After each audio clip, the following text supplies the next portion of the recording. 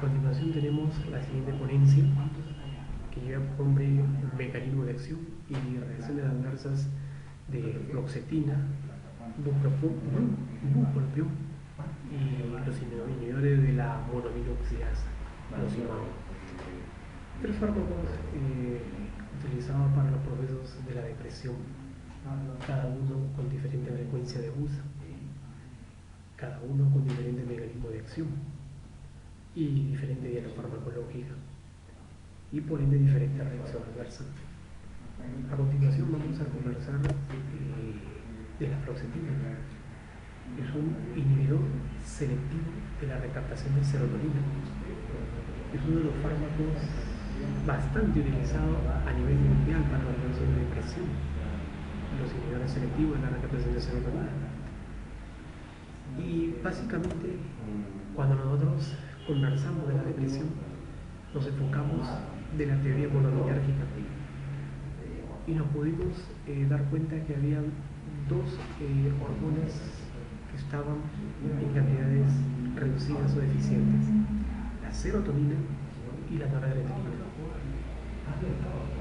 y que básicamente la estrategia era mejorar la disponibilidad de ellas, aumentar la síntesis de ellas, evitar la recaptación de ellas por los autorreceptores, y esto permitir un incremento de esas dos hormonas en el espacio sináptico para que puedan actuar en el receptor postsináptico. Bueno, y básicamente aquí lo que enfocamos es, en primer lugar, ubicarnos en el contexto. Esta es una neurona presináptica, en la parte inferior de la neurona postsináptica. Podemos observar aquí la formación de serotonina, la hormona de la alegría, una hormona muy importante en el proceso de la salud y la enfermedad, en su déficit. Aquí tenemos al triptófano, que es el sustrato, el elemento fundamental para formar serotonina, el cual es colocado en vesículas y posteriormente es liberado al espacio postsináptico. Y en este espacio postsináptico actuarán los receptores de serotonina y de esta forma generar una segregación intercelular. Pero esto es ya lo fisiológico, lo conocido.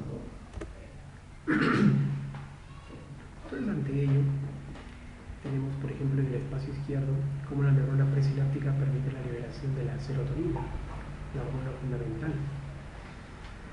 Y esta serotonina, cómo se une hacia sus receptores serotoninérgicos postsinápticos, como podemos observar aquí, y su interacción va a permitir la actividad intercelular vía proteínas G, ¿sí? El sistema G.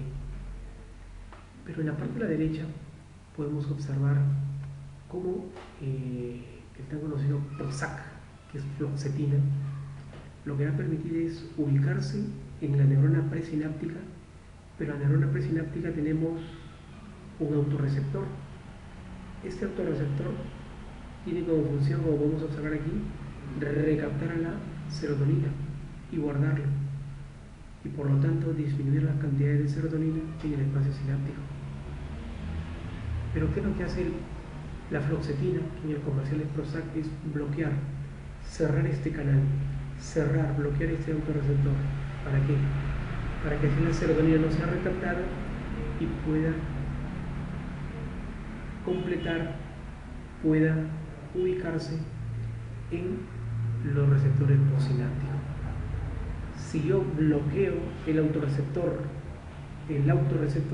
voy a impedir que la serotonina sea nuevamente regresada a la neurona presináptica y de esta manera permitir la unión en la neurona postsináptica, y así el paciente puede recuperarse ya de sus dolencias, de su problema depresivo.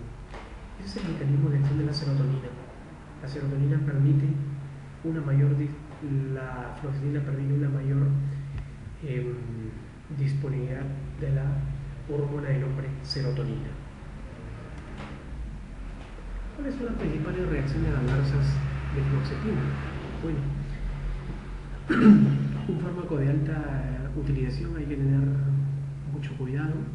Por ejemplo, en las pacientes gestantes que hacen uso, que están en un proceso depresivo, ¿sí? Hay que tener mucho cuidado durante la gestación. Se ha reportado estado de suicidio con este medicamento. Se ha reportado interacción, sobre todo de tipo farmacocinética por inducción o por inhibición enzimática. Se ha reportado depresión, lo paradójico, sí, este es un problema que se fundamenta en el agonismo inverso de la fluoxetina, quiere decir el efecto contrario a lo cual ha sido diseñado para tratar. Asimismo, ciertas posiciones al feto, porque atraviesa la barrera placentaria, inefectividad como parte de un problema de resultado negativo asociado al medicamento, por interacción básicamente, pensamientos suicidas, ha podido generar también ansiedad, agitación y el famoso síndrome serotoninérgico, que puede ser peligroso, generado por un incremento de serotonina en el espacio sináptico. Estas son las principales reacciones adversas generadas por este medicamento.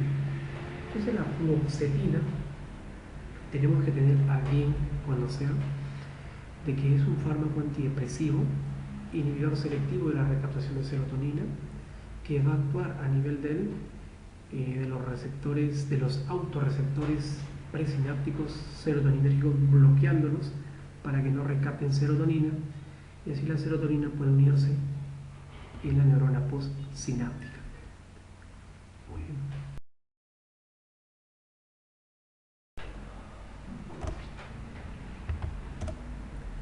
Bien, a continuación vamos a explicar el siguiente antidepresivo que lleva por nombre bupropión. Ya tiene básicamente características diferentes del mecanismo de acción. El bupropión, como podemos observar aquí en la gráfica, bupropión, actúa básicamente inhibiendo la recaptación de una hormona clave que es la noradrenalina o norepinefrina. Como podemos observar aquí, inhibe el transportador de la norepinefrina. Asimismo, inhibe el transportador de la dopamina. Por eso que aquí observamos que va a bloquear, va a inhibir dos transportadores clave del sistema nervioso central: transportador de noradrenalina y de dopamina. Entonces, ello conlleva a que esas hormonas, tanto noradrenalina como dopamina, permanezcan en sus niveles adecuados dentro del espacio sináptico, y al unirse a sus receptores postsinápticos permitan desglosar y generar la señalización intracelular, la comunicación entre neurona y neurona, y permitir la actividad de neurona y placa motora, y de esta forma poder mejorar la fatiga que tiene el paciente depresivo, el cansancio que puede tener el paciente depresivo, los niveles energéticos bajos que puede tener debido a la disminución de la noradrenalina. Entonces, al permitir que la noradrenalina actúe en su receptor postsináptico, va a permitir que toda esta señalización intracelular se active y permita mejorar la disponibilidad de la noradrenalina en la célula. Asimismo, no solo de noradrenalina, sino de dopamina, para que se pueda mejorar la señalización a nivel de las vías tanto neuroestriada, mesolímbica y mesocortical, importantes para el movimiento en el paciente, la coordinación motora. En el bupropión nosotros podemos observar también otros mecanismos muy importantes, no solamente a nivel de transportador noradrenérgico y dopaminérgico, sino también a nivel de los receptores, un antagonismo no competitivo de los receptores colinérgicos. Pero hay dos tipos de colinérgicos, los muscarínicos y los nicotínicos. Lo que hace el bupropión es básicamente inhibir a los receptores colinérgicos de tipo nicotínico. Cuando hablamos de nicotínico, quiere decir que son canales ionotrópicos en comparación a los metagotrópicos, que vienen a ser los muscarínicos. Pero nos centramos en los nicotínicos. Los nicotínicos son los que se ubican en la placa motora, quiere decir aquellos que están entre el nervio y el músculo, entre el nervio y el músculo. Entonces, van a impedir que la acetilcolina se una a su receptor nicotínico, y de esta forma no se genere la contracción, y por ende desarrolla un estado de relajación musculoesquelética. Por eso que esto fundamenta el mecanismo biorelajante del bupropión. El bupropión genera como efecto la miorelajación, fundamentada por su mecanismo de acción al inhibir mediante un antagonismo no competitivo los receptores colinérgicos de tipo nicotínico a nivel de la placa neuromotora. Posiblemente también pueda contribuir no solamente con el efecto antidepresivo, también con ciertos problemas, por ejemplo, con el hábito del tabaco. Se utiliza este fármaco también. Otro de los efectos es ser utilizado para el cesar el estado o la costumbre del tabaquismo. El bupropión para la depresión, entonces, la eficacia es muy buena. Es comparable a los inhibidores selectivos de la recaptación de serotonina, como el que hemos conversado anteriormente, de nombre fluoxetina, y también de venlafaxina, que es un fármaco antidepresivo mixto, porque permite una mayor disponibilidad no solamente de serotonina, sino también de noradrenalina. No produce un estado de sedación, como sí pueden producir la benzodiazepina, y tiene propiedades estimulantes leves. Entonces, es muy importante este fármaco también, ya que no produce sedación y ciertos efectos ligeros de estimulación del sistema nervioso central. Es un antidepresivo atípico, lo consideramos atípico, ¿no? Que puede afectar los niveles de diferentes neurotransmisores, ya hemos conversado, como dopamina y noradrenalina o norepinefrina. Básicamente lo que va a contribuir es aumentar estos neurotransmisores. Asimismo remarcamos que puede generar como un efecto cesar el hábito tabáquico y disminuir los síntomas de desaparición nicotínico, ¿no? Dado efecto rebote al suprimir el proceso de tabaquismo. ¿Cuáles son las principales reacciones adversas que puede generar bupropión? En primer lugar, la inefectividad del fármaco básicamente obedece a un resultado negativo asociado al medicamento, ya sea de tipo cuantitativo o no cuantitativo. Esto se debe a una interacción con un fármaco inhibidor o inductor enzimático vía citocromos, ya que las citocromos son las que metabolizan al bupropión. Se ha podido reportar insomnio, sobre todo en pacientes geriátricos, después que toman bupropión, al levantarse se levantan con ataxia o incoordinación motora, mareos. ¿Sí? También se puede observar depresión. Sí, la depresión obedece a un agonismo inverso, al igual como la fluoxetina. También se puede observar convulsión. ¿Cómo se fundamenta? ¿Cuál es la explicación por qué se pueden generar las convulsiones? Básicamente disminuye el umbral convulsivo en los pacientes que consumen bupropión en su uso crónico. Ansiedad también. La cefalea es típica y característica de un depresor del sistema nervioso central, ya que está generando una depresión del sistema.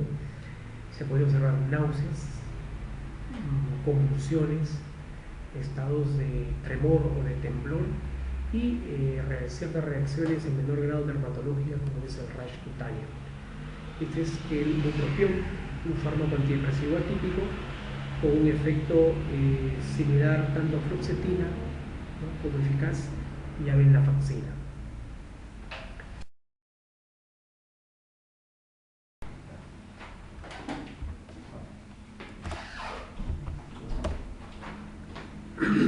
A continuación tenemos el siguiente grupo antidepresivo, que son los IMAO, los inhibidores de la monoaminoxidasa. Observar aquí tenemos una monoaminoxidasa, una enzima que tiene por función la recaptación hormonal. La recaptación, básicamente, como podemos observar, la introducción de noradrenalina, ¿sí?